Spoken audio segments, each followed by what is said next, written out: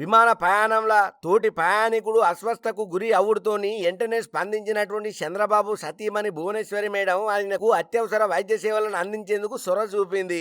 ఈ ఘటన తిరుపతి జిల్లా రేణిగుంట విమానాశ్రయంలో బుధవారం నాడు అయ్యింది.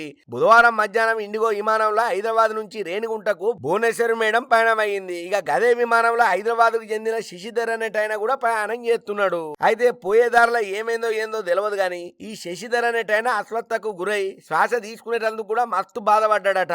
చాలా తక్లీఫ్ అయ్యేసరికి ఏం చేయలేక కింద మీద తలకలాడే పరిస్థితి వచ్చింది.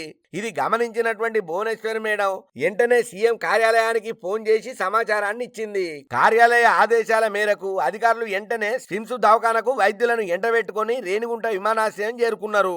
ఇక ఏదేమైనా విమానం రాగానే ప్రయాణికునికి తగు వైద్యం అందించి అతని ప్రాణాలను కాపాడిన భువనేశ్వరి మేడం గొప్పతనాన్ని అందరూ తారీఫ్ చేస్తున్నారు. పక్కోనికి ఏమైతే మనకేందిలే, మనకేమైనా అయ్యిందా, వాడేవాడు వీడేవాడని అనుకోని పక్కనోళ్ళను కూడా చూడకుండా తోటోళ్ళను కూడా పట్టించుకోకుండా ఎవరికి ఏమైతే నాకేందని అనుకునే ధోరణిలో ఉన్నటువంటి ఈ సమాజంలో పక్కనున్న ప్రయాణికునికి ఇంత అవస్థ అవుతున్నదని గుర్తించినటువంటి నారా భువనేశ్వరి మేడం చల్లగా ఉండాలి, ఆమె చేసిన సహాయం నిజంగా మరవలేదని చెప్పి తోటి ప్రయాణికులందరూ తారీఫ్ చేయబట్టిండ్రు. ఇక ఇప్పుడు ఈ ముచ్చట సోషల్ మీడియాలో బాగా వైరల్ అవుతున్నది.